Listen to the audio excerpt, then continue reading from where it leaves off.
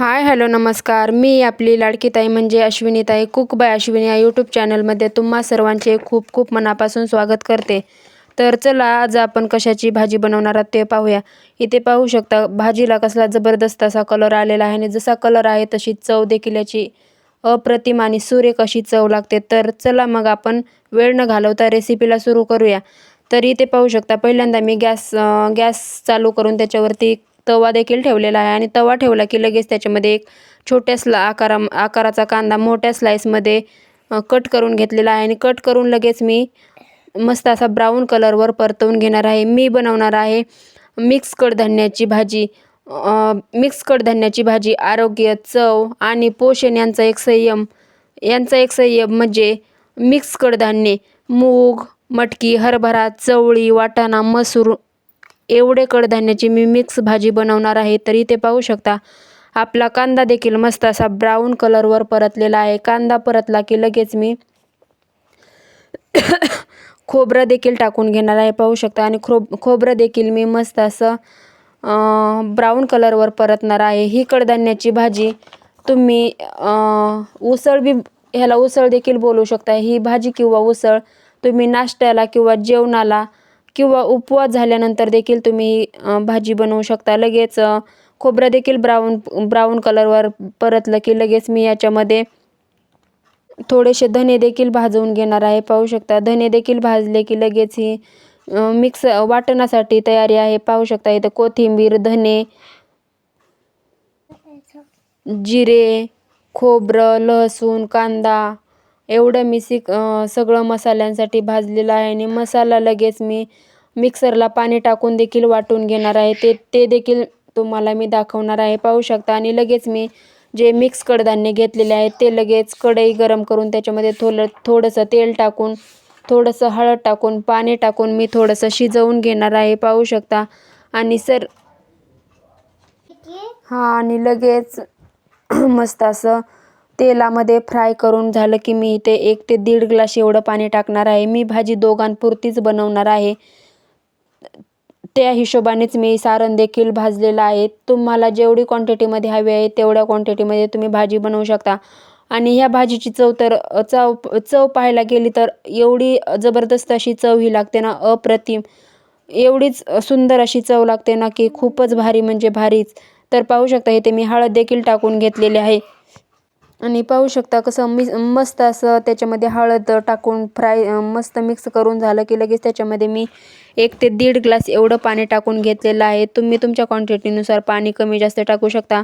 आणि पाणी टाकलं की मी थोडंसंच मीठ टाकत आहे कारण आपली ही उसळ अशीच देखील लहान लेकरांना देखील खायला खूपच छान लागते. त्याच्यामुळे मी याच्यामध्ये थोडंसंच मीठ टाकलेलं आहे. जास्त टाकलं तर खारट होऊ शकतं ना. आणि पाहू शकता 5 मिनिटानंतर कसली जबरदस्त असे उकळी आलेली आहे आणि उकळी आली की लगेच तुम्ही पाहू शकता आपला वाटाणा देखील कसा मस्त असा शिजलेला आहे. आणि लगेच मी इथे गॅस बंद करून मी वाटणाची तयारी करणार आहे ते देखील तुम्हाला सांगणार आहे.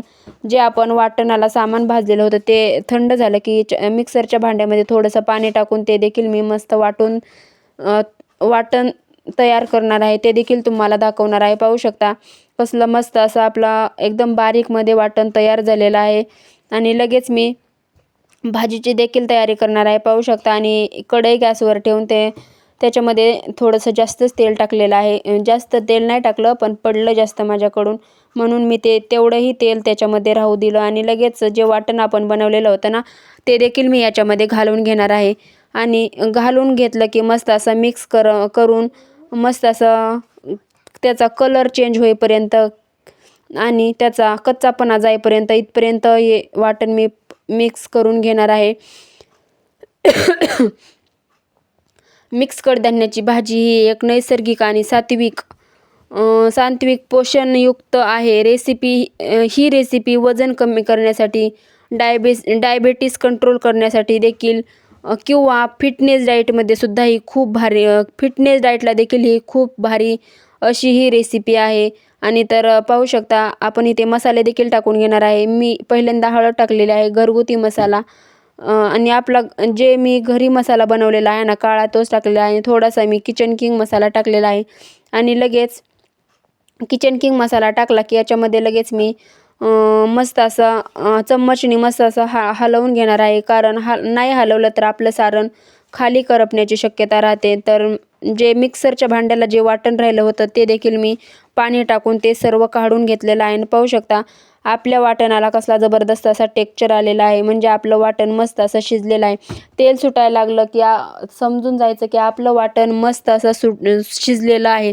ही भाजी कमी तेलात आणि कमी मसाल्यात बनवलेली होती. ती पूर्ण रेसिपी मी तुमच्यासोबत शेअर केलेली आहे. ही भाजी तुम्ही गरम गरम भाजी वरून कांदा, कोथिंबीर आणि लिंबू घालून ही भाजी खूपच म्हणजे खूपच भारी चवीला लागते. ही भाजी तुम्ही भाकरी, चपाती, पाव किंवा भातासोबत देखील खूप म्हणजे खूपच आवडीने खाऊ शकता. तर फायनली पाहू शकता आपलं सारण जे आहे ते मस्त असं परतवून झालेलं आहे. आणि जे मी मस्त असे कडधान्य जे शिजवून घेतलेले होते ना, तेच ह्याच्यामध्ये टाकलेलं आहे. जास्त पाणी काय घातलेलं नाही आहे. आणि पाहू शकता पूर्ण असं ह्याचं टेक्स्चर आणि ग्रेव्ही पाहू शकता कसली जबरदस्त आलेली आहे.